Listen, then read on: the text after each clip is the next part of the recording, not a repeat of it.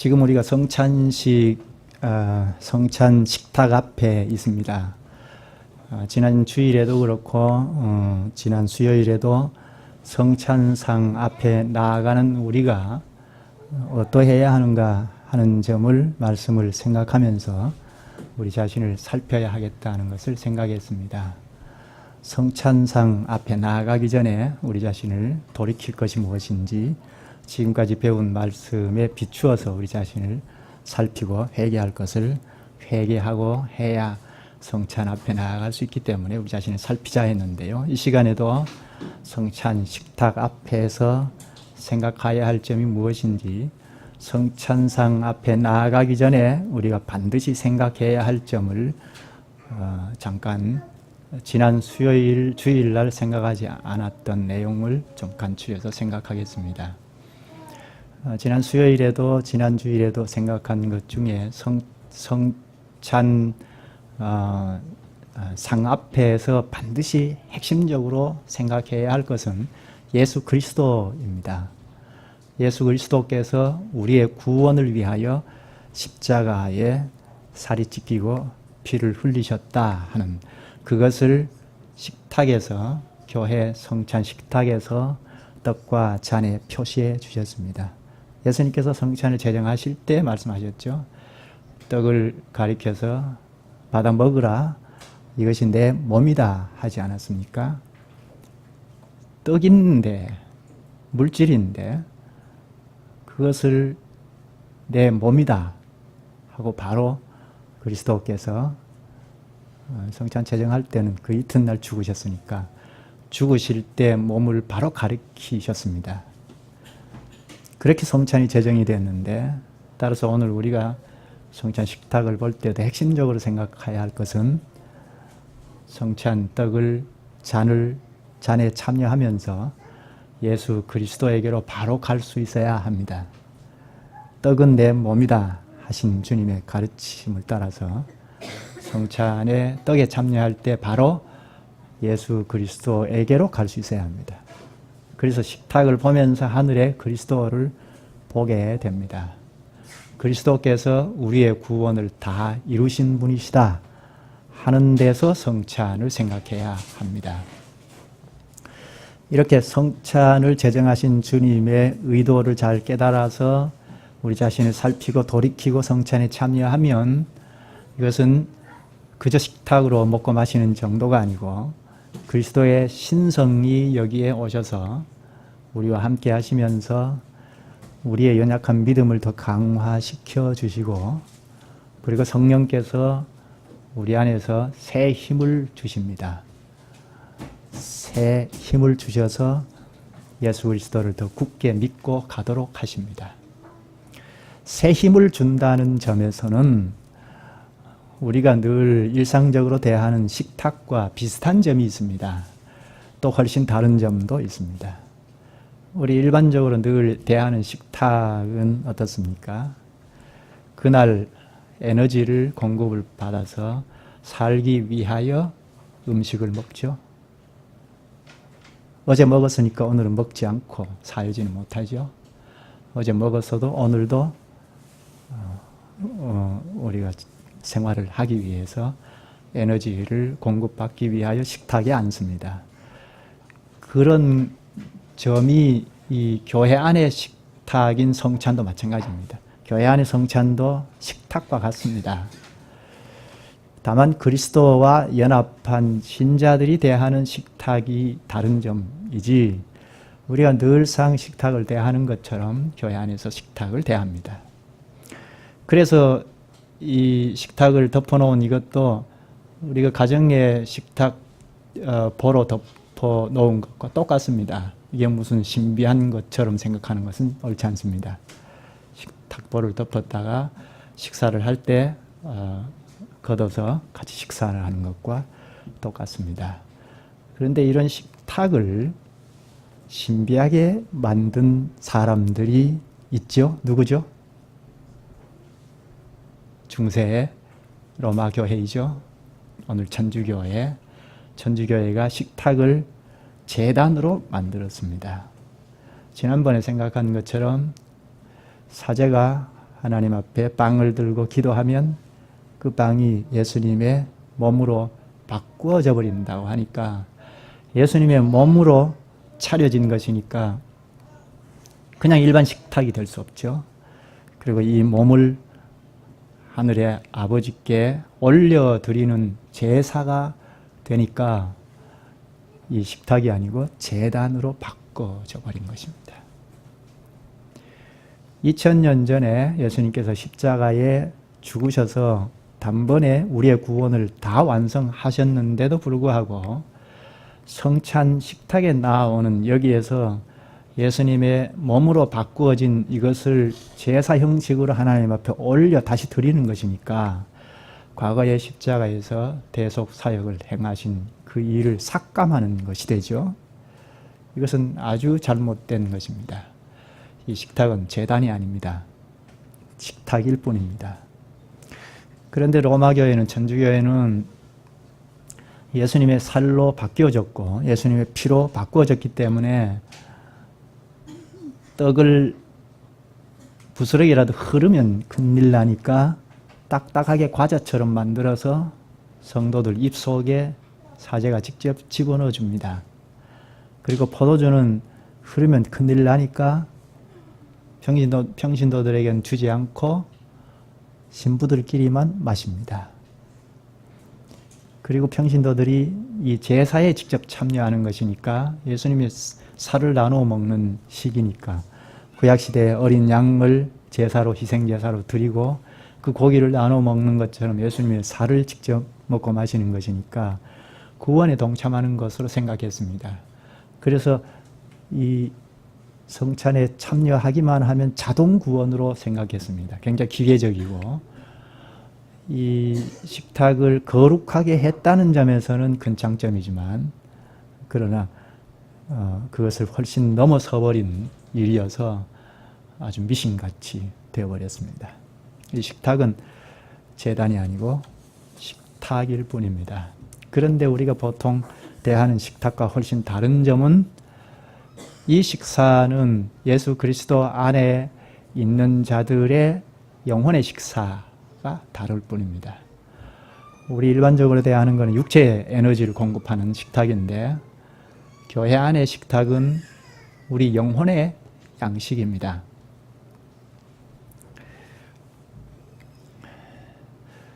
우리가 그리스도인답게 성장하려면 어떻게 해야 합니까? 그리스도인이 되어 새 생명으로 생명을 발휘하면서 자꾸 성장하려면 무엇이 필요하죠? 네, 말씀이 필요하죠. 하나님의 말씀이 베드로전서 2장 2절에도 갓난 아이들같이 신령한 젖을 사모하라. 이는 이로 말미암아 구원에 이르도록 자라게 하려 함이라 하신 것처럼 하나님의 말씀을 받는 일에 갓난 아이처럼 그렇게 순수하게 받아야 하죠. 그러면 자라갑니다. 생명의 양식, 신령한 젖이기 때문에 그렇습니다. 하나님의 말씀을 어린아이처럼 순절하게 잘 받으면 성장합니다. 성장이 무엇이죠? 지식에서부터 자라갑니다. 이 생명의 양식인 말씀을 공급을 받으면 우리의 인식이 자꾸 바뀌어집니다. 불신자로 있을 때 인식과는 달리 자꾸 인식이 바뀌어집니다. 사람이 행동이 바꾸어지려면 인식이 변화되어야 하죠. 인식이 변화되지 아니하면 행동은 바꿔지지 않습니다. 작심에서 3일은 바꿔질지 알 수 없으나 우리의 인생의 걸음걸이를 완전히 바꾸어서 불신자로 있을 때 걸음걸이와는 달리 바꾸어서 살아가려면 결국은 인식의 문제입니다. 우리의 인식을 바꾸는 것은 그 어떤 정보로도 불가능한데 우리 영혼의 인식을 바꾸는 것은 하나님의 말씀뿐인데요. 그래서 우리를 교회로 불러 모으셔서 하나님의 말씀, 신령한 젖을 자꾸 공급해 주시는데 이 양식을 자꾸 공급을 받으면 우리의 인식이 자꾸 변화됩니다. 인식이 변화되면 나중에 삶도 변화가 될 수밖에 없습니다. 그렇게 해서 그리스도인답게 성장해 나가는데요. 이렇게 하나님의 말씀을 이쪽 저쪽 자꾸 순수하게 순절하게 공급을 받으면 인식이 바뀌어지고 삶도 바뀌어지고 변화되는데, 그런데 이렇게 변화되고 우리의 인식이 바뀌어지고 하는 요지가 무엇인지를 성찬 식탁에서 가르쳐 주셨습니다.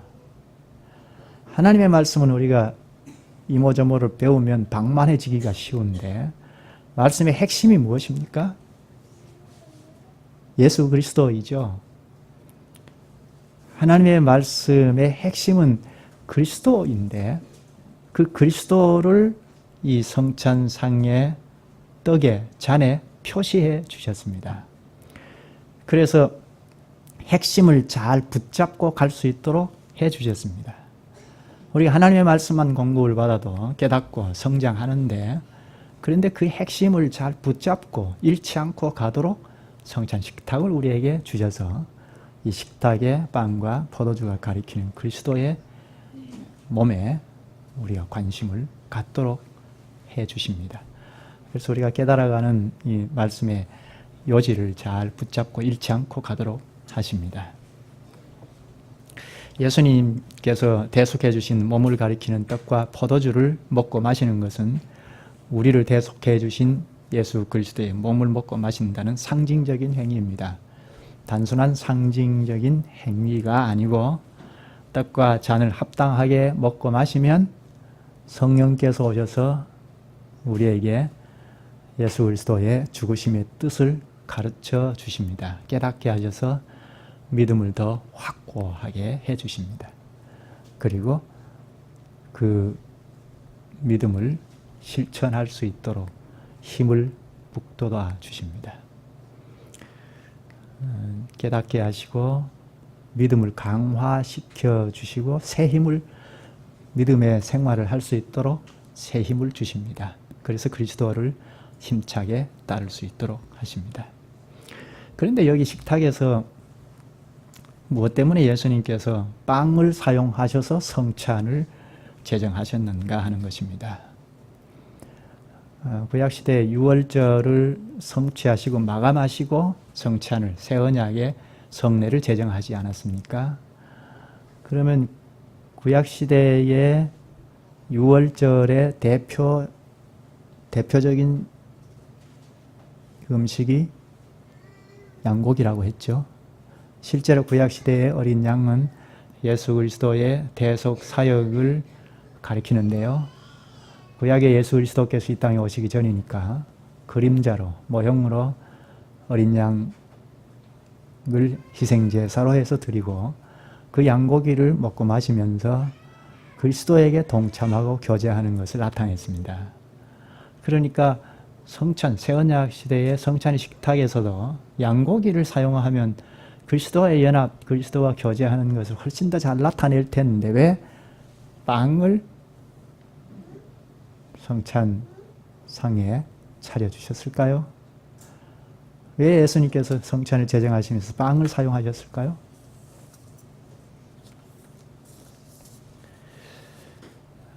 지금 새 언약의 성례인 성찬에서 가르치려고 하신 것이 있기 때문입니다. 성찬은 우리 주님 자신을 믿는 신자들과 믿는 지체들과의 연합이지 않습니까? 그리스도와의 연합은 한 번 연합을 하면 그걸로 끝입니까? 원리적으로는 연합을 했다가 뭐 떨어졌다가 붙었다가 그렇게 하지는 않는데, 우리가 기계의 부속품이 아니기 때문에, 인격을 가진 사람이기 때문에 어제 연합을 했지만 오늘은 아닌가 할 수 있습니다. 기계의 부속품 같으면 어제 부속품을 끼워 넣으면 그냥 계속 붙어 있지 않습니까? 그러나 우리는 인격을 가진 사람이고 우리 안에 악한 본성이 있어서 어제 연합했어도 오늘은 아닐 수 있습니다. 그런데 우리가 늘 그리스도와 연합할 수 있도록 일상적으로 대하는 식사, 당시 빵인데요. 당시 유대인들의 주식은 빵입니다. 이 빵을 성찬상에 차려주셨습니다.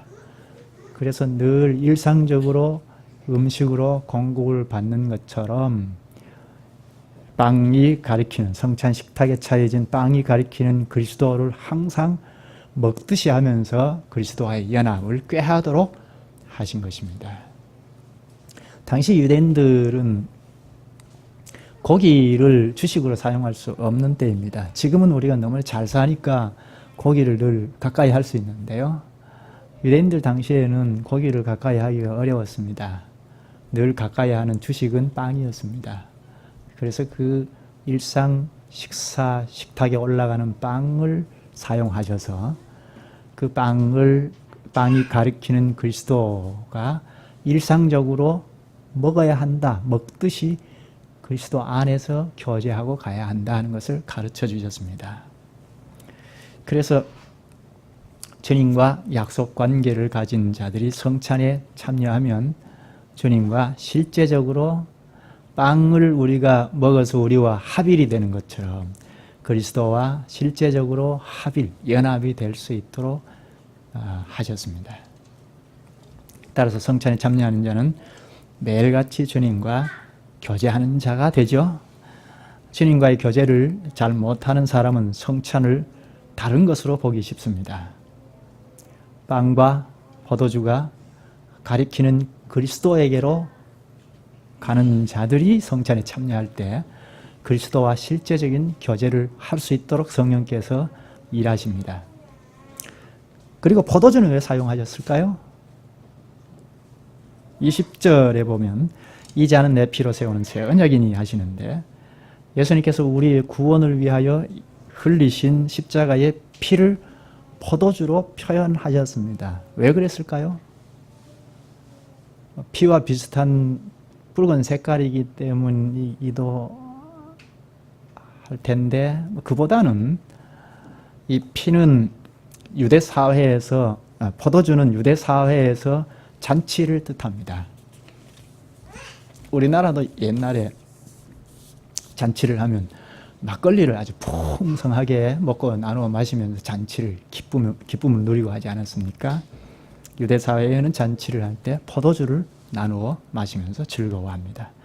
그것처럼 주님께서 자기 백성들이 그리스도와의 혼인잔치상에서 먹고 마시며 기쁨을 표현하도록 하신 것이 성찬입니다. 물론 혼인잔치는 먼 미래에 있습니다. 예수 그리스도께서 장차 오셨을 때 신부인 교회와 혼인잔치가 이루어집니다. 그런데 예수님께서 그때까지 그냥 대기하고 있도록 하신 것이 아니고 그때 받을 혼인잔치상을 미리 끌어당겨서 교회 안에서 미리 즐거워하면서 기대할 수 있도록 하신 것이 성찬상입니다. 바울이 고린도후서 11장 2절에서 교회를 그리스도와 중매했다고 합니다. 교회가 그리스도와 약혼 관계라는 말입니다.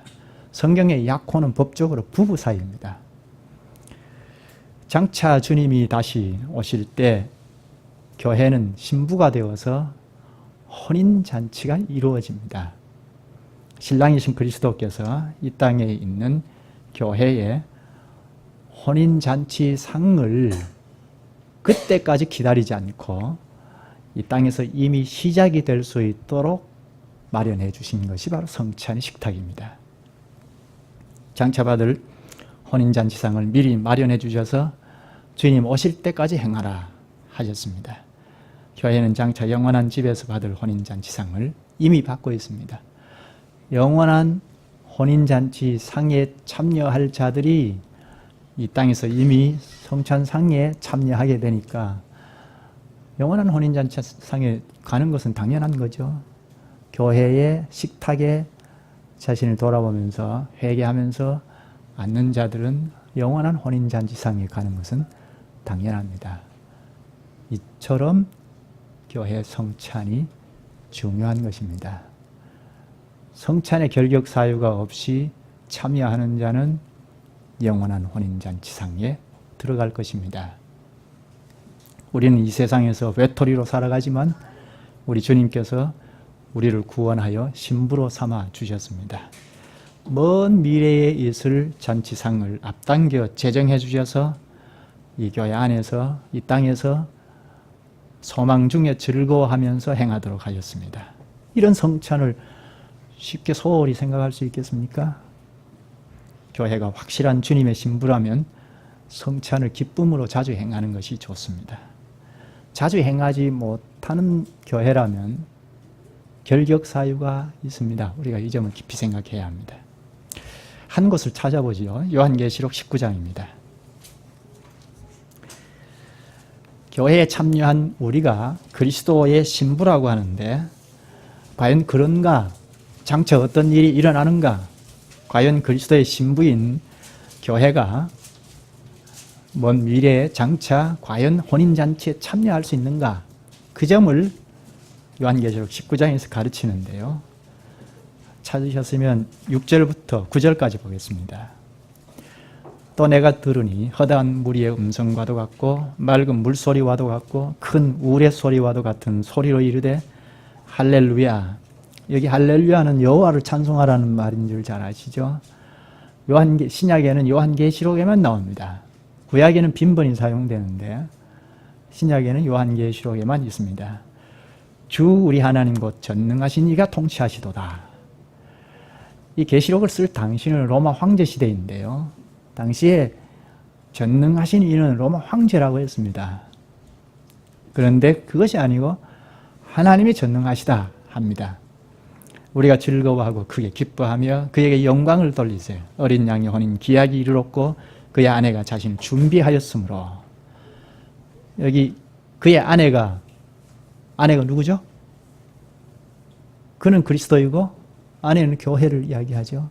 교회가 준비했다 하는데 신부인 교회가 자기 단장을 끝냈다는 것입니다. 8절 그에게 빛나고 깨끗한 세마 벗을 입도록 허락하셨으니 이 세마 벗은 성도들의 옳은 행실이로다 하더라. 옳은 행실, 성도들의 옳은 행실이 무엇일까요? 이 땅에서 그리스도를 졸졸 따르는 자들은 졸졸 따르는 그것이 옳은 행실입니다. 수많은 고난 중에도 그리스도를 따르고 믿음을 배반하지 아니한 행실, 끝까지 그리스도를 따른 행실 때문에 장차 그리스도의 혼인잔치에 참여할 수 있다는 것입니다. 9절 천사가 내게 말하기를 기록하라. 어린 양의 혼인잔치에 정함을 받은 자들은 복이 있도다 하고 또 내게 말하되 이것은 하나님의 참되신 말씀이라 하기로. 허상이 아니죠. 신랑이신 그리스도의 신부가 된 교회가 장차 어린 양이신 그리스도의 혼인잔치에 참여할 수 있다는 것을 이야기하죠. 교회는 그리스도의 신부가 되어 그의 사랑을 받고 영원한 복과 영생을 누립니다. 이 같은 영광스러운 장래를 바라게 하는 것이 바로 성찬입니다. 장차 신랑을 맞을 그리스도와의 교제를 이 땅에서 이미 성찬에서 나눕니다.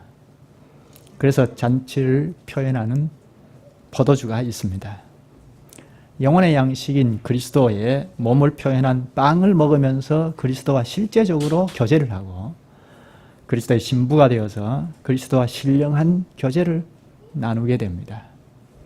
이런 성찬에서 그리스도와 실제적으로 교제해 나가면서 장차 그리스도와 직접 대면할 것입니다. 성찬에서 직접 대면할 것을 기대합니다.